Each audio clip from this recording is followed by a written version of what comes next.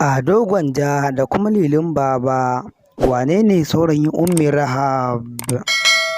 Shahararrun mawaƙan guda biyu Ado Gwanja da kuma Lilin Baba, shin wane ne gwarzon zuciyar matashiyar tauraruwar Kannywood wadda ake yayi Ummi Rahab?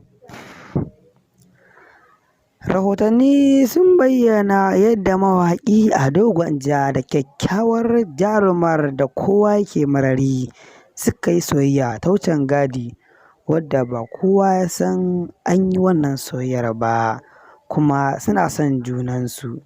To amma kuma a halin yanzu bayanan da muka tattara suna nuni da cewa jarumar ba wanda take ƙauna take so kuma a zuciyarta, kuma ba ta shayin bayyana hakan a ko'ina, sama da matashin mawaƙin mai tashen kuɗi wato Lilin Baba.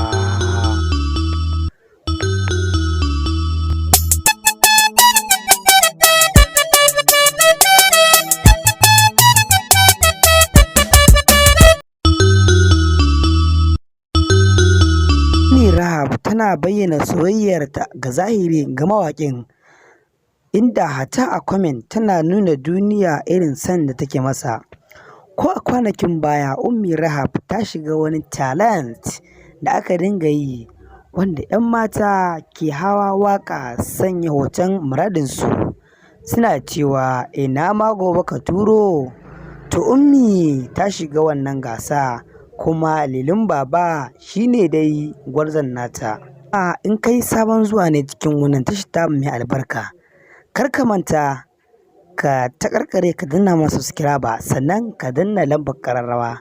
Za mu sanar da kai da zarar mun ɗora irin shirye-shiryen da muke yi na cikin wannan sabuwar tasha mai albarka. Mun gode da irin wannan gudunmawar taku.